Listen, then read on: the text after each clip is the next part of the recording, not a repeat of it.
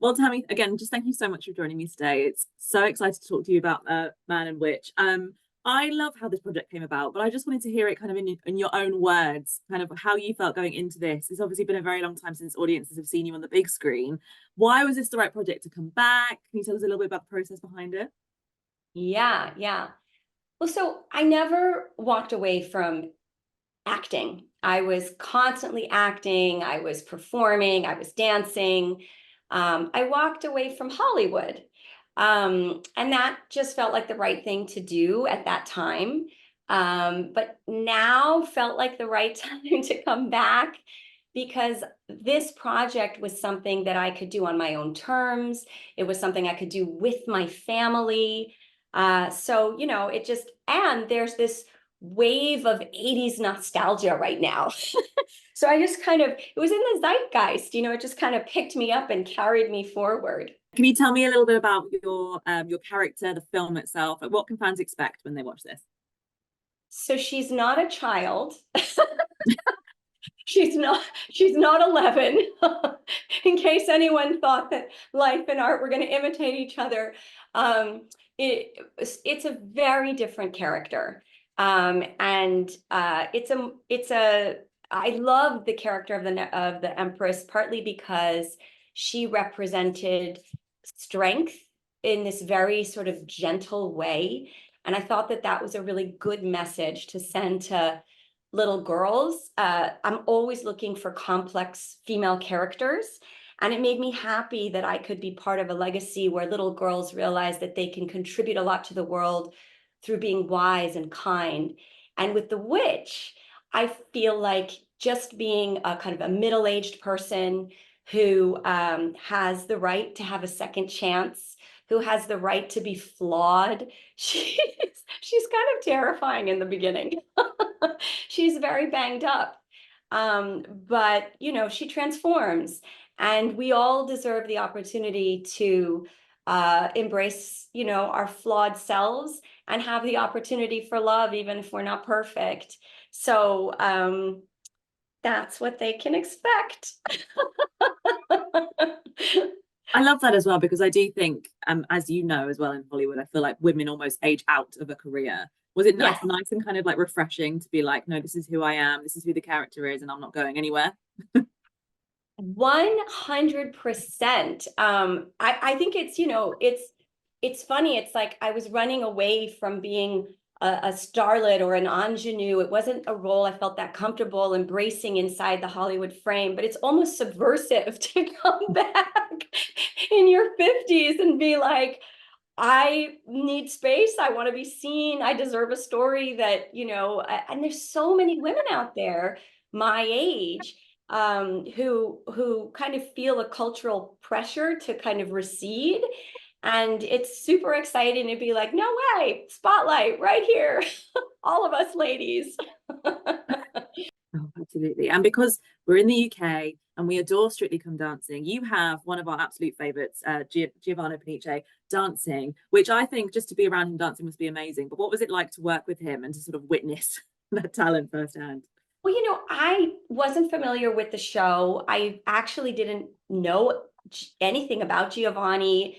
So I just, met him the way I would any other person. And he was delightful. He was so kind of humble and attentive in rehearsal. And he was funny. I had a great time. Dancers, I was a dancer my whole, life as well as doing plays.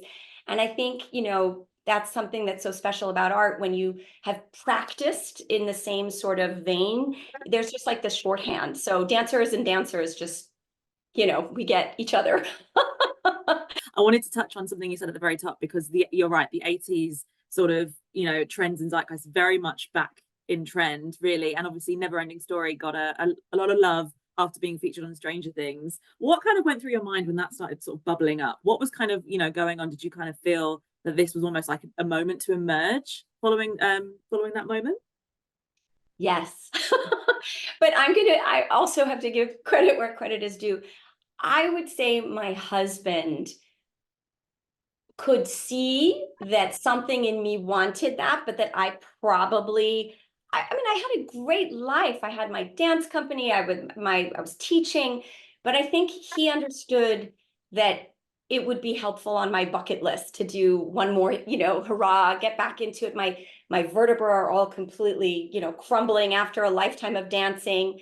It's important to keep growing, right? It's important to keep changing. And it was this organic shift where it was time to kind of switch from dancing.